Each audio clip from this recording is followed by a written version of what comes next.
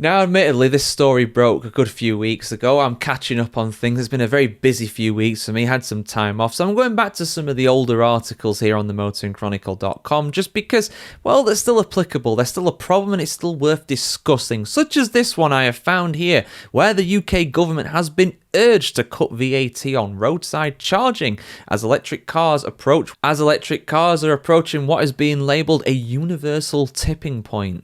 Let's have a look, guys, here on the motoringchronicle.com, as always. Technically, it's RMSM page, but you know what I mean. It's on the website as well. A leading consumer motoring website is calling on the government to reduce the rate of VAT on roadside electric vehicle charging and on suppliers to reduce their costs after a 1,285-mile marathon road test showed that a universal EV tipping point was closer than ever, even for drivers with no access to roadside charging. A team from honestjohn.co.uk took a 2024 MG4 extended range on a 1,285-mile drive from Cambridgeshire to the Scottish Highlands and back using only roadside chargers, and compared the cost of doing so in the same journey in a Mercedes E220D, which averaged 48.8 miles per gallon over the same route.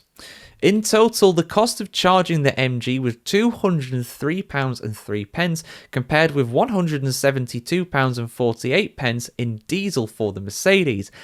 Not a great look for the EV there. But it's not the EV's fault, it's the charging infrastructure, as this article goes on to explain. Because if the roadside charging was subject to the same 5% VAT rate as domestic energy, the same amount of charging would have cost £172.57, which puts it almost exactly neck and neck with the Mercedes, just 9p of difference between the two. The editor of Honest John, David Ross, said the following on these findings, quote, "Users of Honest John told us that their biggest concerns around buying an electric car centred on not being able to charge one at home, range anxiety, and the cost of charging, so we set out to explore the reality of these concerns.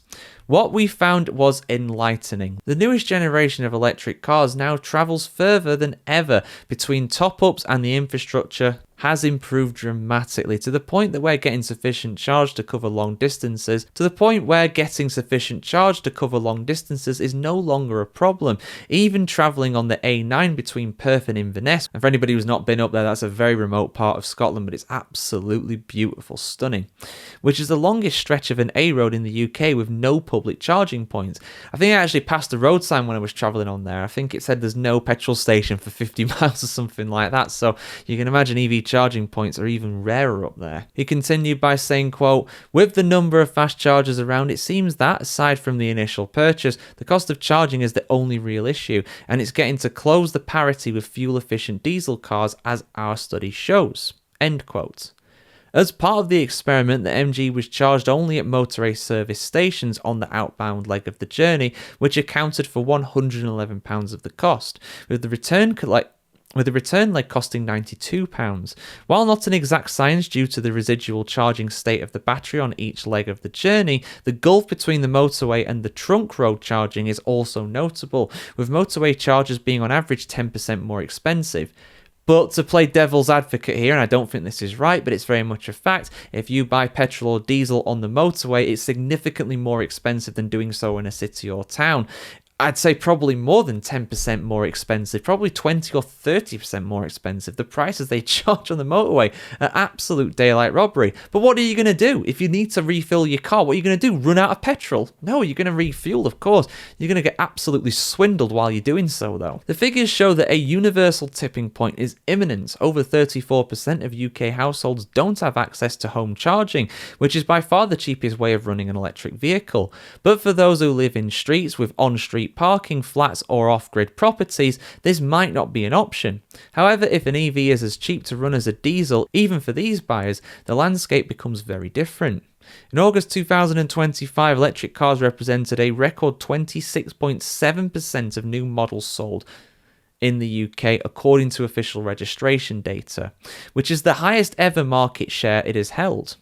Increasing that appeal to those who can't charge at home will increase that uptake even further and allow manufacturers to get close to that good old ZEV mandate. They don't want to get fined anymore now, do they? And David Ross concluded, quote, "For a third of drivers, an electric car has never appealed, but we're now at the tipping point where an EV can make sense even if you can't charge at home.